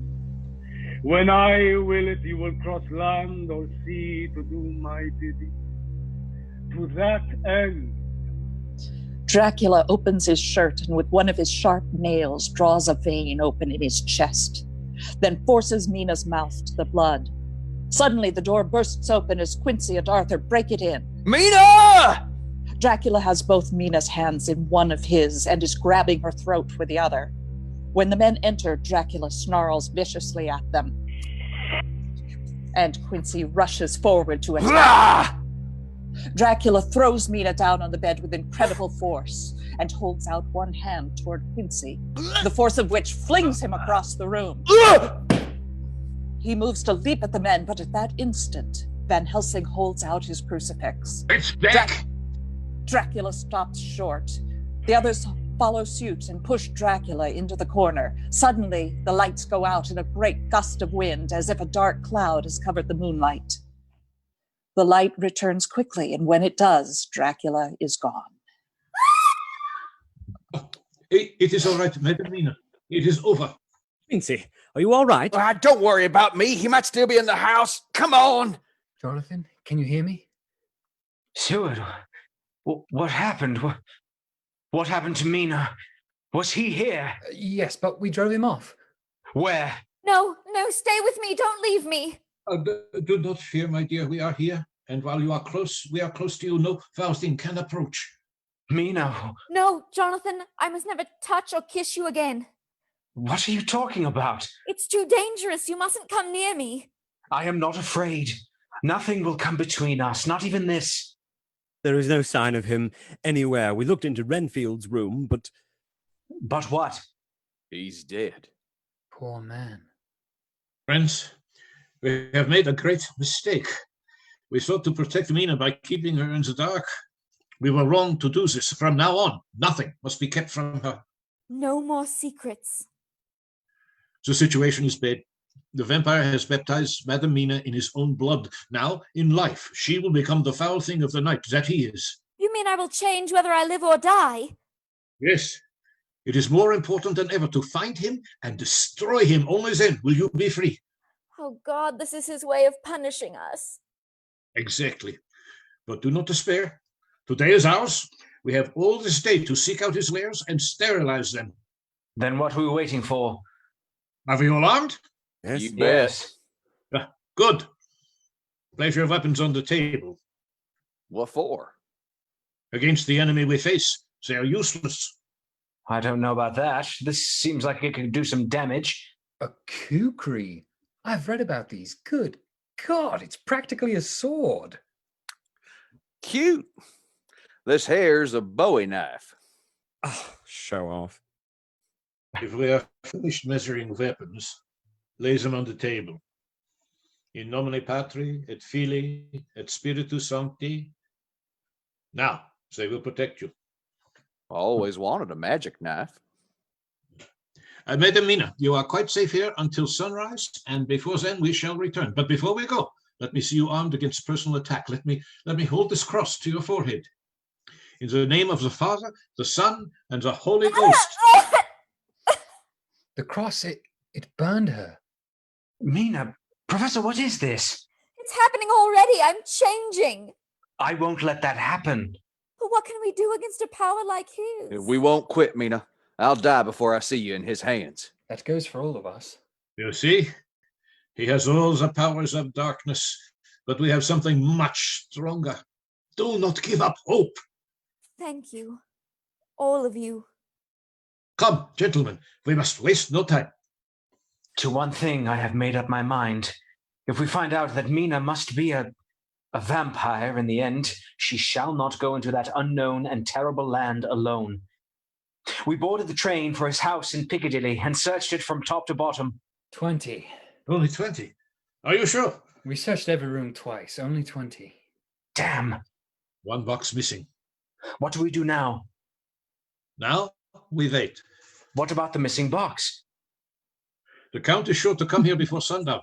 If we do our work, then we will have no need for the missing box. And if he escapes? We need a plan of attack. Quite right. Quincy, you should... Quiet! Shh. Be ready. Footsteps approach the door and stop. For a moment, everything is quiet. Suddenly, the door bursts open and Dracula is in the room. VanHelsing and Seward rush in front of the door with crucifixes raised, blocking Dracula's exit. Jonathan leaps at Dracula with his knife. Dracula is too quick, just managing to evade Jonathan's swipe. Dracula grabs Jonathan by the neck. Quincy and Arthur advance, crucifixes raised. Dracula recoils from their approach and in response throws Jonathan into Quincy, knocking them both to the floor and leaving the window unguarded. You think you baffle me? You with your pale faces, all in a row like sheep in the butchers? You shall be sorry yet. You think you have left me without a place to rest, but I have more. My revenge on you has just begun. I spread it over centuries. Time is on my side. The one you love is mine already. She is with me, always, over land and sea.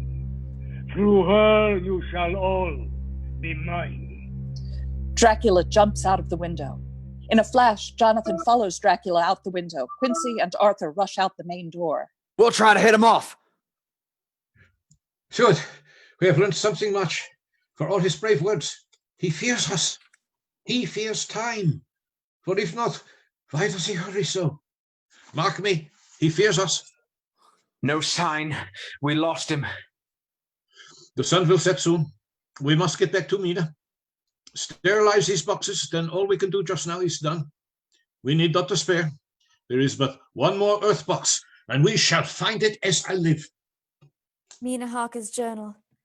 The men all returned, breathless and pale. What happened? Did you see him? Yes, he got away from us. All but one of the earth boxes has been accounted for and sterilized. All but one? I was so close, Mina. I let him get away. Damn him! Jonathan, I want you to bear something in mind. All of you. I know you must fight, that you must destroy him, but it is not a work of hate. The poor soul who has wrought all this misery is the saddest case of all. Just think what will be his joy when his soul is freed. You must be pitiful to him too. May God give him into my hand long enough to end his earthly life. If beyond that I could send his soul forever into burning hell, I would. No, Jonathan, please don't say that. Just think, perhaps someday I too may need such pity, and that some other like you, with equal cause of anger, may deny it me. Mina, I didn't... I'm sorry. We can do no more today at any rate. The sun is setting as we speak. Professor, I need you to do something for me. Anything? Hypnotize me. What? Hypnotize me now, before the sun completely sets. Clever woman. What good will that do? Remember, Dracula said that Mina was already his, that she is with him always. Of course. Lay back, please. Take deep breaths. I don't follow, Professor. Quiet, please. Do not disturb me. Seward, what is going on? It would seem that Dracula holds some mental connection with his victims. Now, normally that connection only goes one way, from Dracula to his victim. But under hypnosis, perhaps we can make that connection work in the opposite direction, and then... She can tell us where he is. Exactly. Can you hear me? Yes. Are you with him? Yes. Where are you? I don't know. It is all strange to me. What do you see? I see nothing. It is all dark. What do you hear? Lapping water. I can hear it outside. You are on a ship? Yes. What else can you hear? Men stamping overhead. Clatter of chains. What are you doing? I am still. So still. It is like death. Mina! Mina! Can you hear me? Professor? Did it work? Yes. You may have saved us. What did I say? He is on a ship. We know not what is in his mind. He thinks to escape, but no. We follow him even to the jaws of hell. He wants to return to Transylvania. Knowing that he travels by ship, I am sure he would seek a route through the Black Sea. If I were him, I would sail into Galatz. It is the most direct route. He hates the water. What? You said something just now. Did I? I'm sorry, my mind was elsewhere. If we leave today, by train we can arrive in Galatz in 3 days. We will set forth immediately. Jonathan, wait. There's something I need to say, and I fear I don't have much time. Time for what? It'll be night soon. He won't let me speak freely at night. What do you need to say?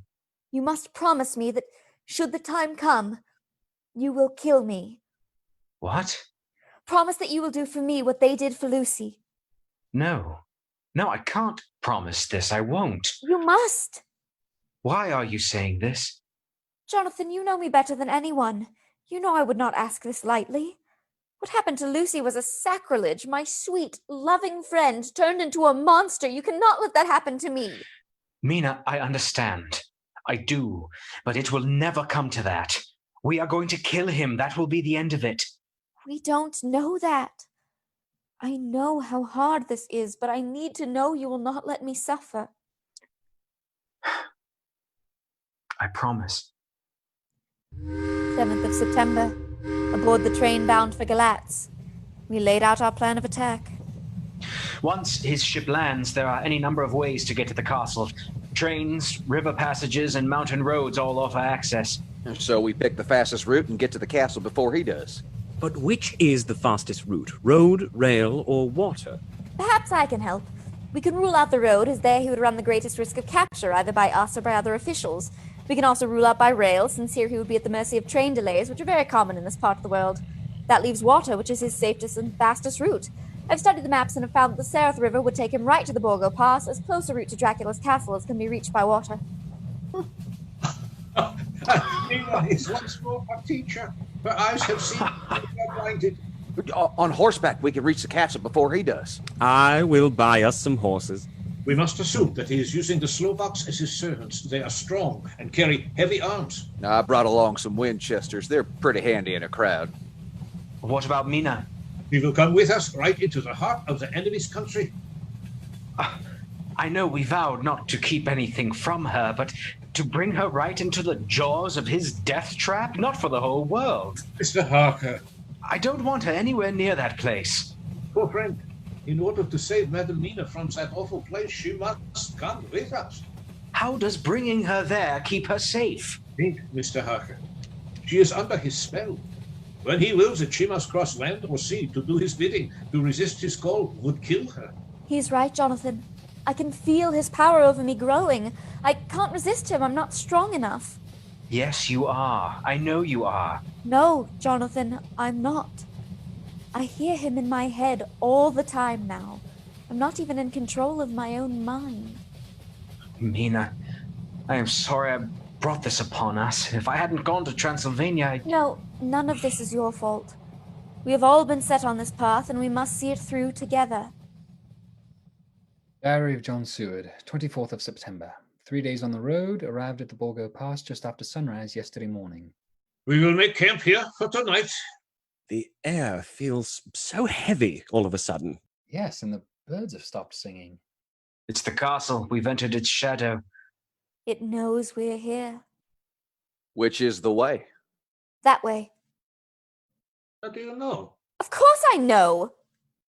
Mina, why don't you try to eat something? I'm not hungry. You haven't eaten all day. You really must eat, Mina. As a doctor, I said I'm not hungry! Leave me alone and let me rest. But you've been asleep all day. VanHelsing produced a wafer from his pocket and began crumbling it, arranging the pieces into a circle around Mina. What are you doing? You shall see. What is that? The host. Now, Madam Mina, will you come over to the fire? Come over to the fire. I can't. Are you sure? Yes, it's like I'm hitting a wall. Good. What does this mean? It means that she is safe. If she cannot pass the circle, then those who we fear cannot enter. Circles in the dirt. Holy water. Garlic. My God. A month ago, I would have laughed at all this and called us madmen. Perhaps we are gods, madmen.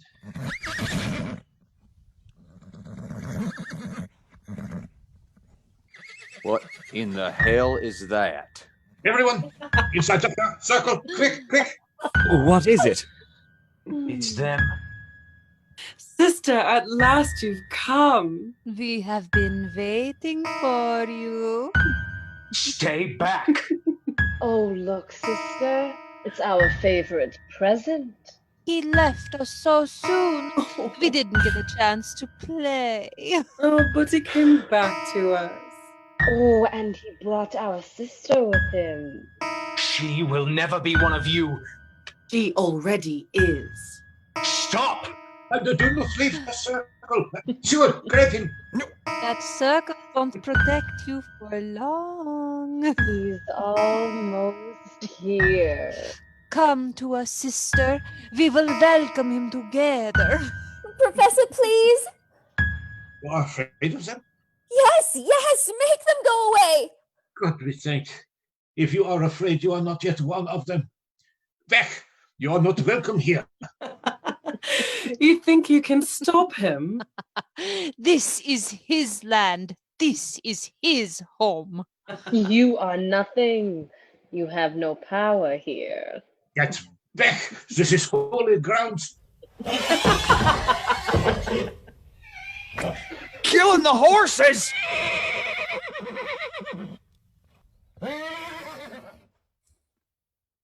Diary of Jonathan Harker, 25th of September. Arrived at the castle late in the afternoon. VanHelsing, Arthur, and Quincy have undertaken a gruesome task. Are you all right, Mina? It hurt. I wish he would stop.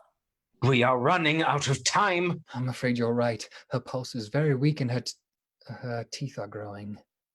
One way or another, it will end today.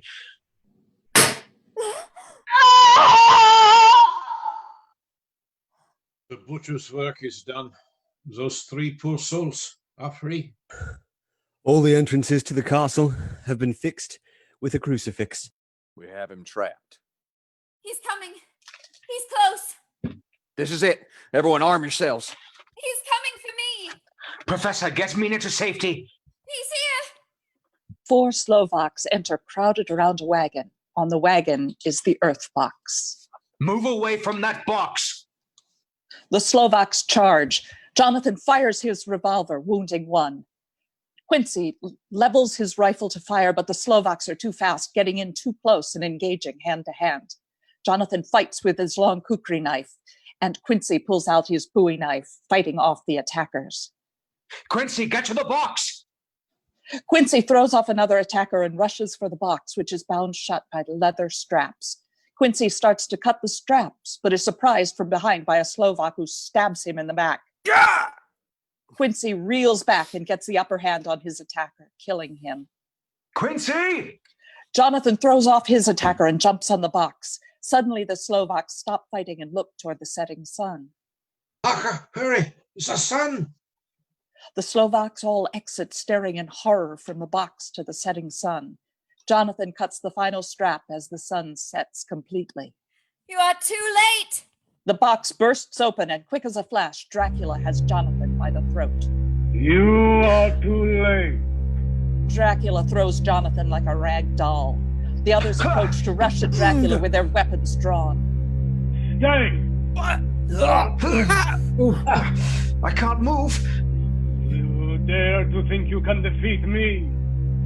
Now you will watch while I take your precious one for my own. Mina, come to me. No! Jonathan jumps up to attack, knife at the ready. Mina jumps in the way, grabbing the knife and pushing Jonathan back with incredible strength. Mina! You see, she is mine. She will be mine forever, my bride throughout eternity. Mina, leave these fools and come to me. Mina starts to slowly walk toward Dracula. Mina, I know you can hear me. Fight him. The sun is gone.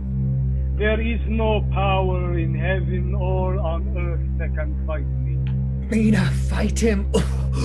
You are stronger than him. You will be flesh of my flesh, blood of my blood. No! You won't take her too! Mina, fight! Come to me! Don't let him win! You are mine forever. Mina! Mina, please! Mina looks from Dracula to Jonathan, struggling mightily in her own mind. Finally, she moves toward Dracula. Mina raises Jonathan's knife and plunges it into Dracula's heart. Quincy, your knife! Quincy throws his knife to Jonathan, who leaps up and in one fluid motion slices Dracula's throat.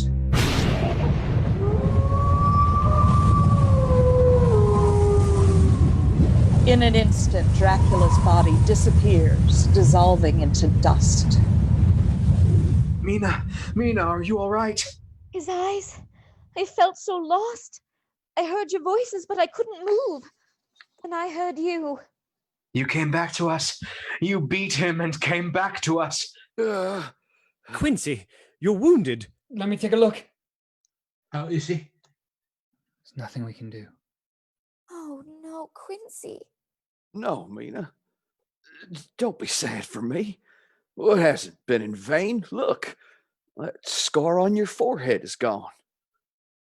The curse is past. To give my life so that you might be free, it's more than I deserve. All the evidence is now before you. We have added nothing, nor have we omitted anything that would refute the truth of these events. We cannot force you to believe us. You must decide whether to accept our story as fact or dismiss it as fiction. There remains but one final entry from the diary of Mina Harker.